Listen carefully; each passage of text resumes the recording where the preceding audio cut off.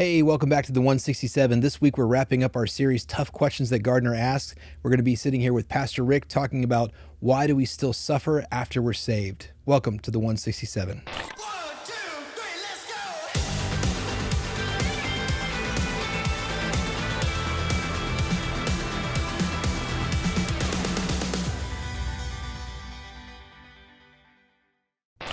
Hey, welcome back to the 167. I'm here with Senior Pastor Rick George. Hey, good morning.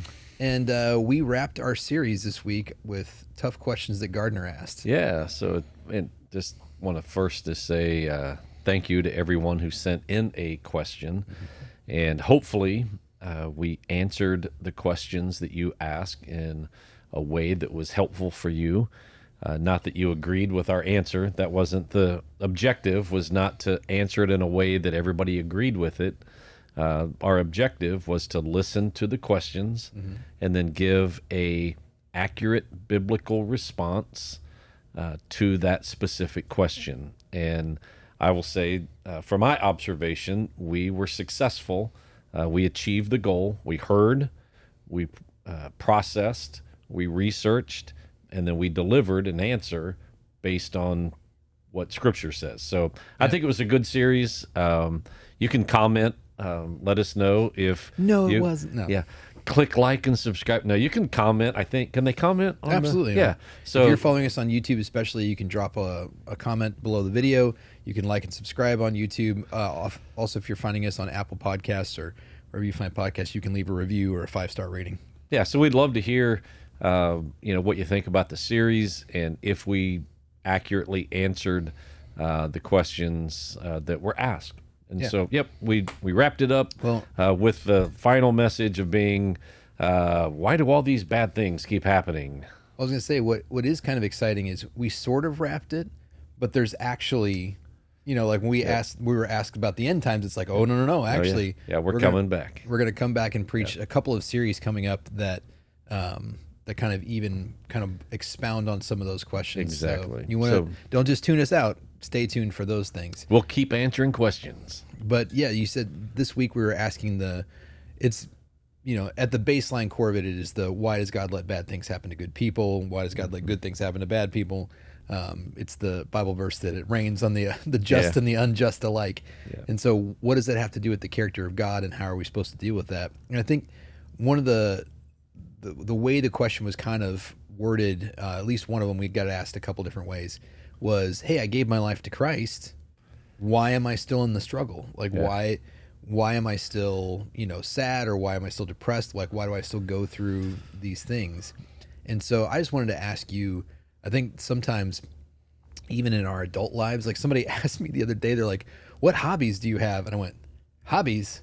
I have 4 children, and I'm in ministry, that's my hobby. Yeah. And so, a lot of times I feel like as adults, especially, we go into that sacrificial mode, for our families and things like that.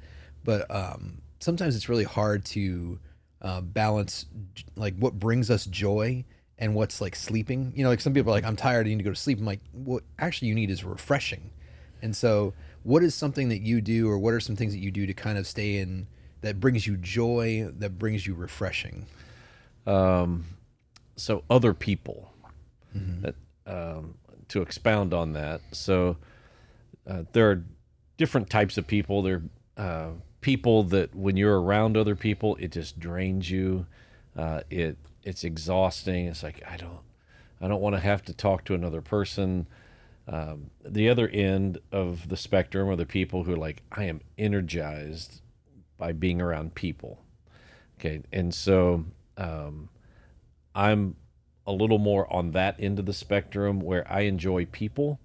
And so what brings me joy is spending time with people and hearing how God is moving in their life, spending time with people to see them overcome some barriers and obstacles, just hearing their story. And not all of them are spiritual, like I overcame some giant, spiritual obstacle. Sometimes it's just, physical things, job, career changes. And so hearing stories of people and just having that relationship with them brings joy. My grandchildren, again, spending time with them brings joy. And then just being able to get away and do some things to release, energy, tension, going to the gym, riding my motorcycle, just doing some things like that bring joy. Just Trudy and I going out for an hour on a motorcycle, which we haven't done very often the last year or so, but just taking a long lunch and driving to Lawrence on the motorcycle to eat, like that's refreshing. It I don't know, fuels me. And Yeah. Well, and I think that a lot of people don't understand that difference, because that seems like you're doing something. That seems Yeah. like it's more busyness or more that, but it's actually you're doing something that brings you joy and refreshing. So whether it's, like you said, a physical exercise of like, yeah, I'm going to get my endorphins going, or I'm having some time to be, the youth now, they call it being mindful. We just called it being bored. Yeah. Like if you had to wait for a bus, you just thought your thoughts, and like now that we have phones, you have to be mindful. But yeah, it's what are you doing that is actually proactive about it, not just I took a nap. Yeah, and I don't know if it's normal for everybody, but it does create this feeling of joy when I get a text message from a guy from church here, and he tells me something that just happened. It's like, that's awesome. Like it's uplifting. Is it life altering? And it's like it changed the trajectory of my life, because not necessarily, but for that moment it was like, yes, it reminded me of God's faithfulness and his work in their life. And that sometimes in ministry especially, it becomes really nebulous, and when you actually get to minister to somebody and like hear their testimony, it's like, oh, this is why I do this. Yeah, and so there's a phrase, I think it's on T-shirts or cards or refrigerators, choose joy. And it is an accurate statement, because you can hear something, be a part of someone's life, and they share something incredible, and you could choose to not be joyful, or you could choose to say, that's awesome, I'm going to let that promote joy in my life.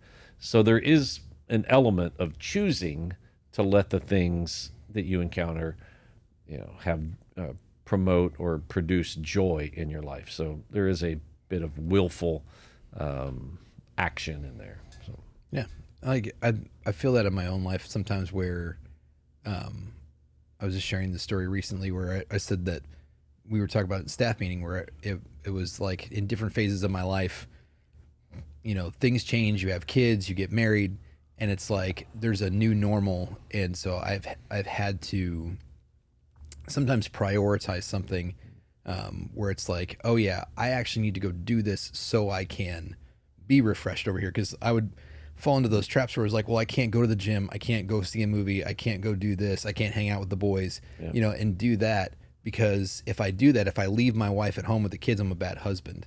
And yes, if you go golfing for 36 holes every day for the you're probably not fulfilling your responsibilities. But if I can get away and go for a run for half an hour and come back and be better and be more present, I think that is something that is definitely worthwhile. And for me, it's usually that. It's like, I'm going to go play ping pong at Adam's house, because I can go over there for an hour and play ping pong and come home and I'm like, hey, like I'm ready to engage now. Yeah, and you said a word, in a season, when you're talking about marriage and different seasons. We all have different seasons of life. We have seasons that are associated with our age.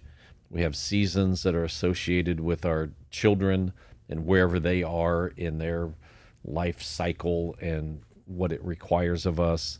But we also have seasons of where things go well, and seasons where things are not going well.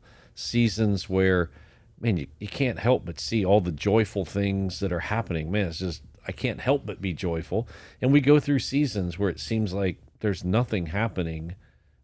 So there are seasons, and as we go through those seasons, we have to be willing to adapt and to adjust and to see things differently and to embrace God in a different way. So relationships change, dynamics change, seasons change, and we have to be willing and flexible to adapt to some of those. Otherwise, you fall into that trap of this is never going to end. And with that in mind, let me pause for just a second and give an incredible shout out to our creative arts team and everyone who served this past weekend. Like they did a phenomenal job, and they ministered to me. I know they ministered. I heard lots of comments, but that song, "Joy in the Morning," that they sang, is a powerful song, and a powerful reminder that His mercies are new every morning, and to not give up in this season of night, the darkness or a time of heaviness, to not let that season be the season that you say, this will be it. This is all there is. No, hang on right now, because joy is coming. The day is coming. Night is passing. Joy is coming in the morning. And so it's that, I guess, flexibility to say, I know right now this situation is not good, but God is good and joy is coming. Yeah, I think it's hard for us to remember that sometimes, and I wanted to ask you about this because I know that none of our listeners would ever be this person. No. Absolutely not. Maybe not even for a season, but I think we all know people, and you and I tend to deal with people at church sometimes that fall into this trap of the devil where it's like, it's never good. Yeah. Like you were talking a little bit about that in your message about people who just believe that it's never good, that every time you see them, hey, what's going on? And they're like, well, and like, and it's terrible because like, for me personally, I'm like, man, I want to be compassionate for this person and I want to be a light to this person. But it's that person that you see him coming and you're like, oh no. And because that you're probably going to get more details about their medical history than you possibly ever wanted. Like I had a lady that I went to church with that I knew more about her bowel movements than I knew about her testimony. Like I was just like every week, well, that, and I'm like going, I don't want to know that. But there are people that really struggle, that really have the belief that nothing in their life is good. And so how do we help people like find that joy? Or if you are that person, how do I recognize that and go, man, I need to, do I just fake it till I make it? Like how do we find joy in that? Yeah. So the good news is God understands some of the struggles that we go through. And I can relate to those folks who say nothing good ever happens. In one sense, I can relate. And how I can relate to them is I have a tendency, and I think a lot of people have this tendency. I have a tendency to dwell on or to remember the negative thing that somebody said. Like one person says something negative, 25 people could have said something encouraging. I remember that negative thing and would dwell on that longer than I should.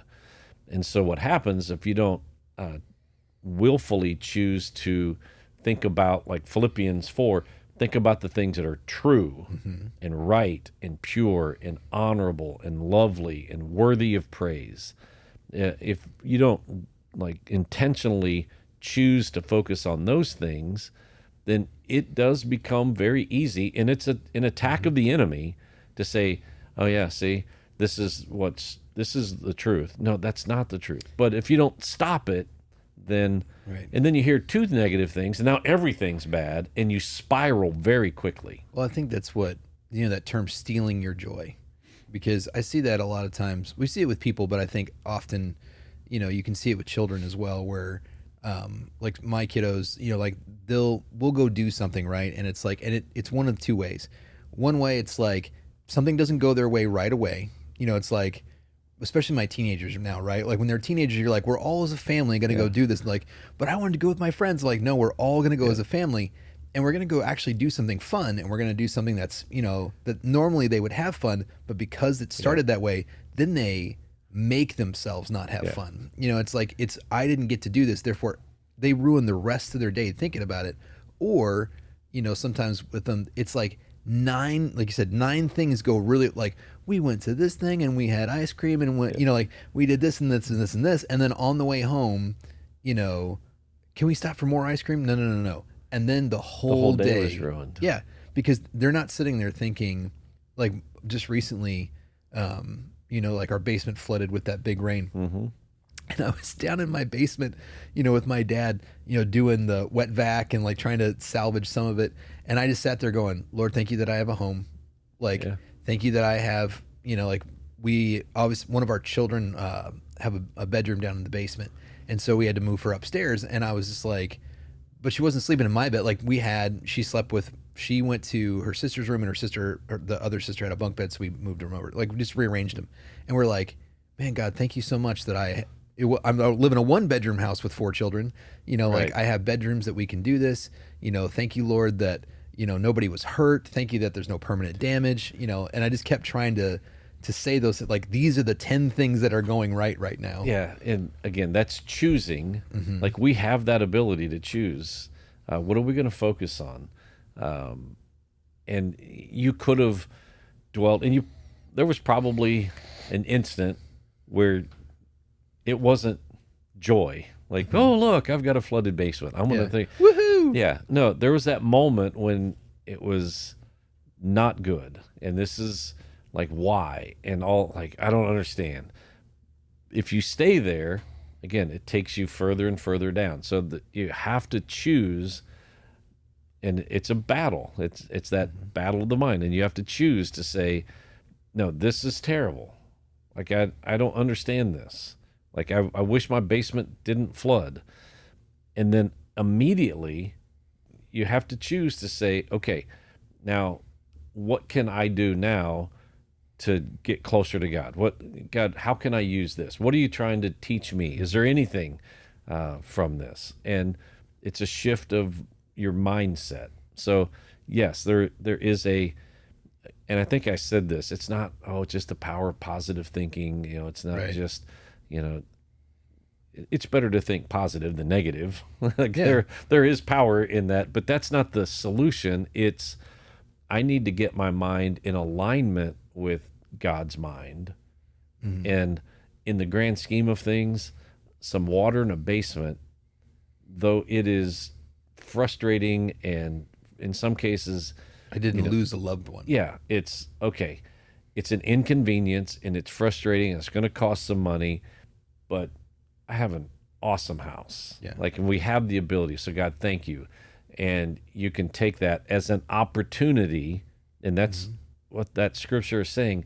Is this an opportunity for you to have joy?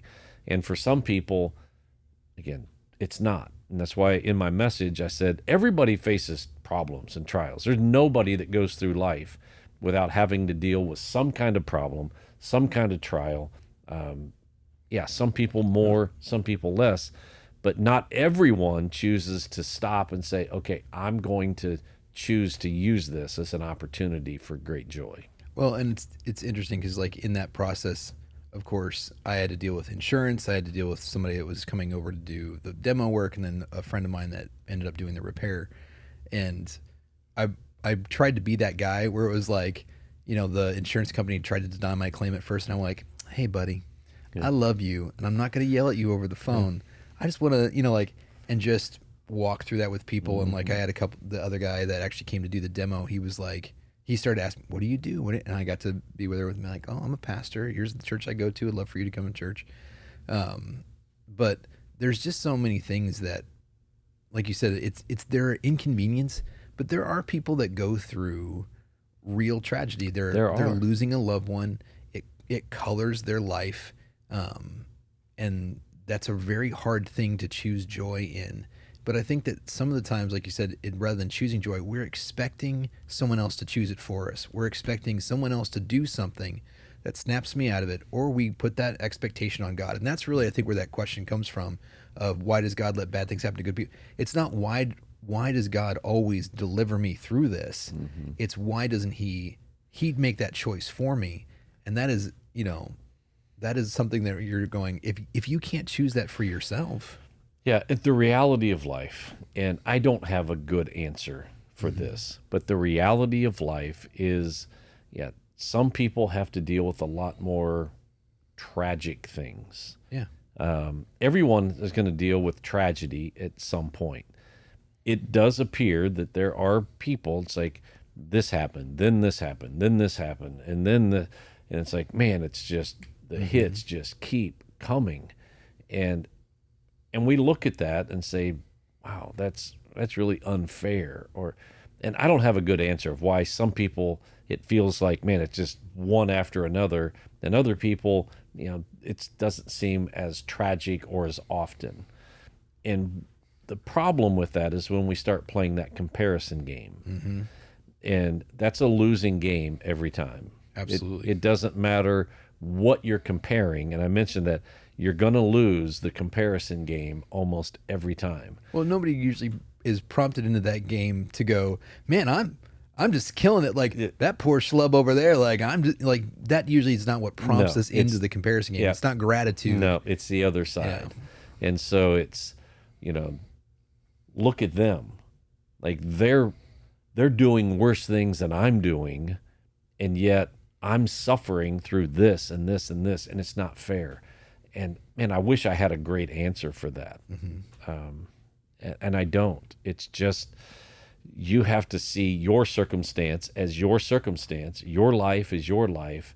And what does God want to do in you, through you?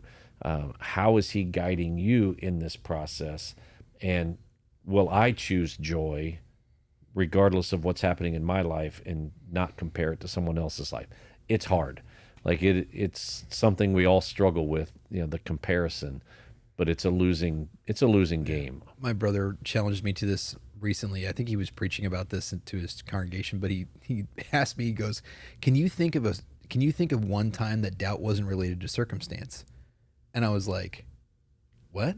And he was saying, like, you're trusting God, you love God. And he goes, have you ever been like just killing it? You're winning the lottery, life's going well. And you're like, is there a God? Does God love me? He said 99.99% of the time, doubt comes from circumstance. Your circumstance changes, and then you go, maybe God's not faithful. Right. And he said, that's probably the number one driver for us of, questioning God. Why is God really good? Because he lets bad things happen. He says it's usually related to your circumstance. And you mentioned this, that we live on a battlefield. And so there's a couple of statements that you made that, I wanted to dive in a little bit deeper too, because I think they're so true. And I appreciated the way that you tried to say it, because like, I tend to say this to people and sometimes it's too blunt, but you were talking about, sometimes people are like, well, I'm a good person, so I deserve good things. And Romans tells us that all of our righteousness is like filthy rags. So even when we are, doing good things and we're being good people and we're doing those things, it's not salvation, and it's not something that even compares. God's righteousness is so far above ours that, it's like your 3-year-old telling them how grown they are. It's like, they're like, I'm grown, like, no, you're not. Like you're more grown than 1-year-old, but like, that's not comparative to somebody who's in their 80s. Like there's so much more wisdom there. And so, and then you made the statement, it was,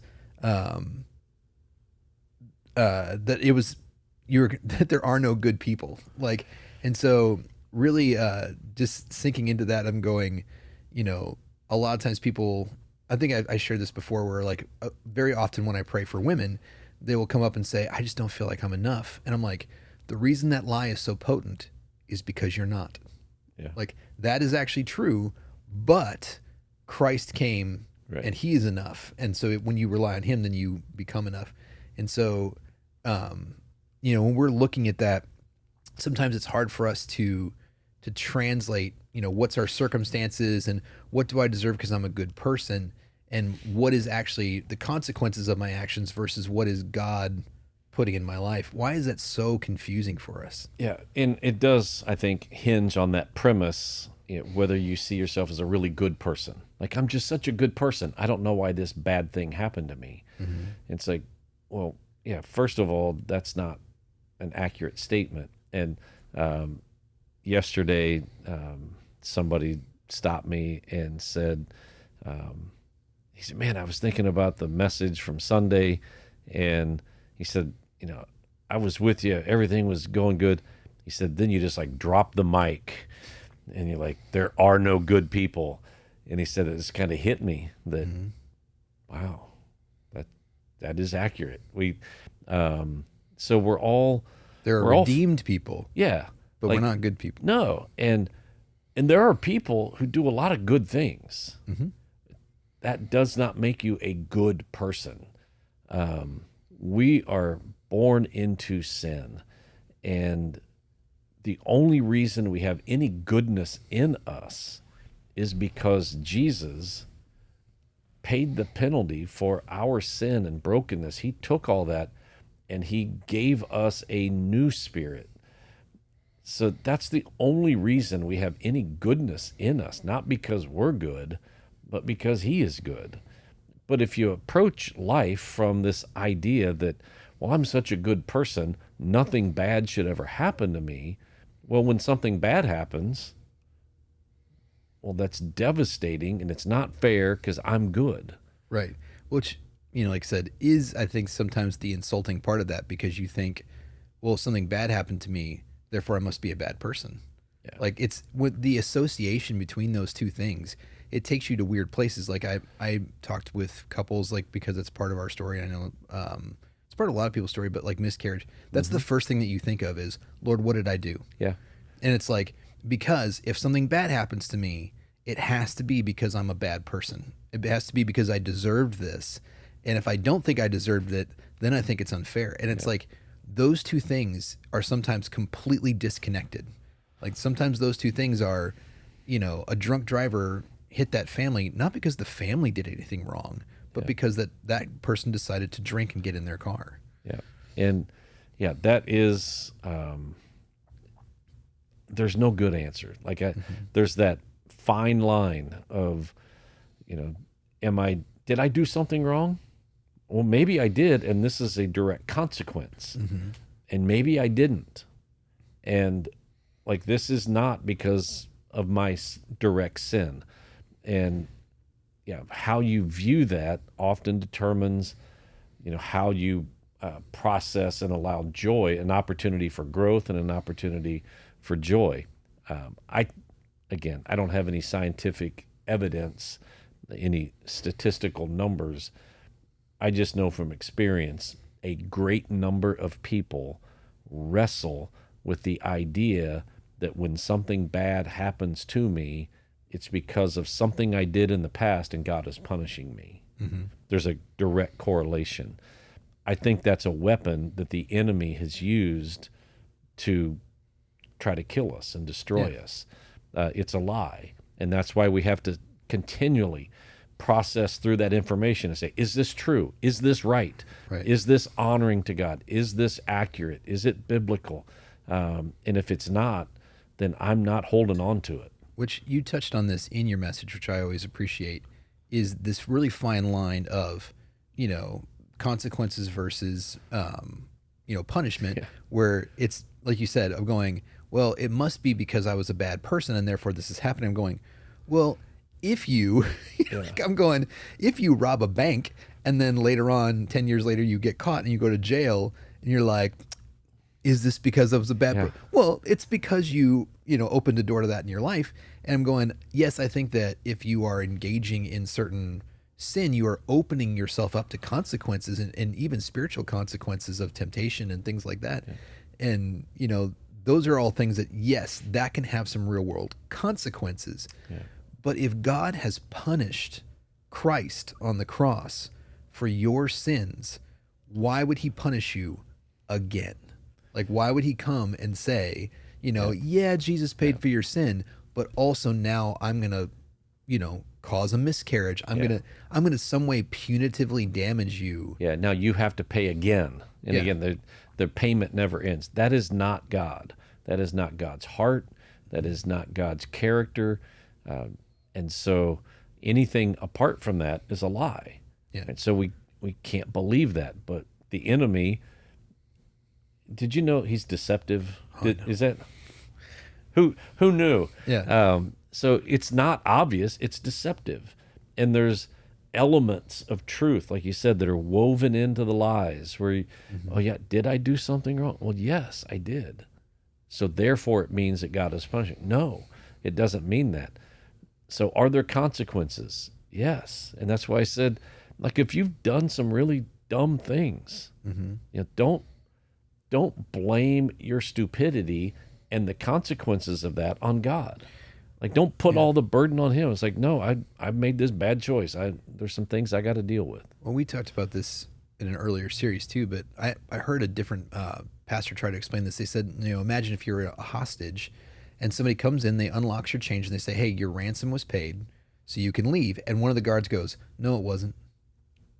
And you're looking at that going, and the other guy's going, no, you can come. If you choose to stay here, that's your choice. Exactly. But, you can come out into joy. You can be reunited. You can do that. And you're going, it's just a matter for me of who I believe in that moment of going, those are always the things I think that God has gone before us and set deeper truths for us, which we've talked about before in the show, where it's, if a loved one dies and they know Jesus, it's like, yes, that's very sad, but the deeper truth is they've gone ahead.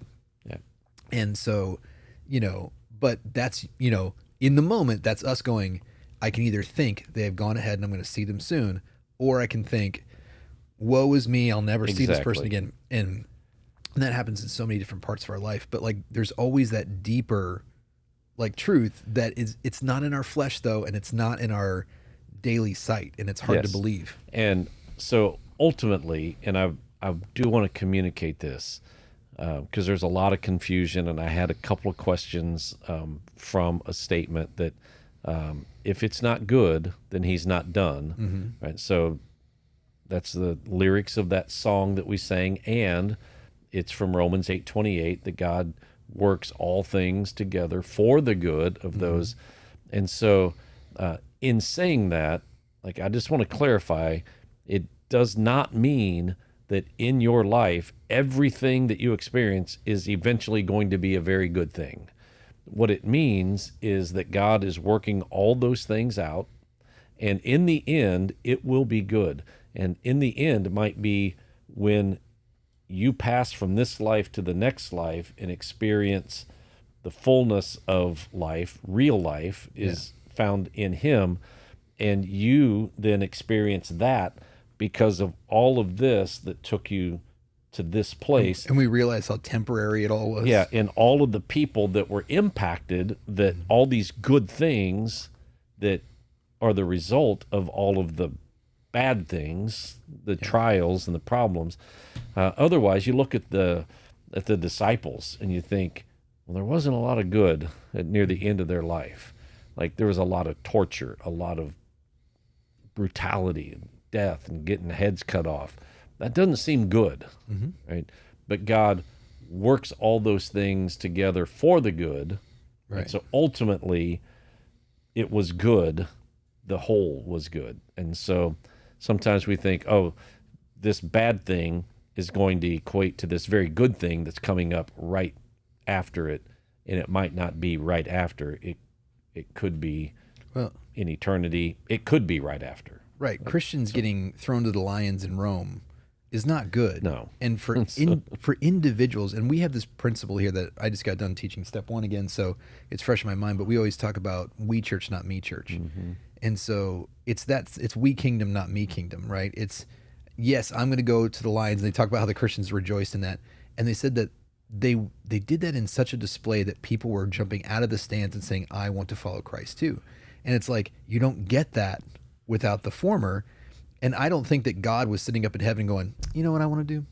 I want to feed my people to lions. I think that Satan was like, I'm going to kill these people. And God's like, you think that you're doing, it's just like the crucifixion of Christ. Yep. I think that I'm going to kill God. And God's like, wait for it. Yeah, because Jesus said, so that whole process of the cross, for the joy, he didn't say this, it's about him. For the joy that was set before, he endured the cross. Yeah. The cross wasn't a joyful time. Look at it. It does not seem joyful. It's the joy of him setting us all free. Exactly. So there was joy in the suffering. It's a dichotomy. It's powerful. And so you got to choose it. Well, I think that's kind of closing this up, I think that's what you were talking about a little bit, or correct me if I'm wrong, when you were talking about character. And, I had one person ask me about this because they said, like, you said you can't have a testimony without a test. And I don't necessarily think that means, that God is testing you. I think a test is a trial, it's a thing that you go through. Your character is tested, all those things. I don't think that that's God giving you a pop quiz, but it is certainly, you can't build muscle without pain. You can't do, like there's, so I'm like listening in the context. I went back and listened to it. I was like, I think the context is fine with that. But yes, I think that it's always an opportunity for us to show our character, to be a light, because I think that that's the testimony, is when our loved ones die, do we mourn like the rest of the world, or do we mourn like those with hope? Exactly. And that test, how you process that. And at the end, when people grade the test, it's like, no, you failed.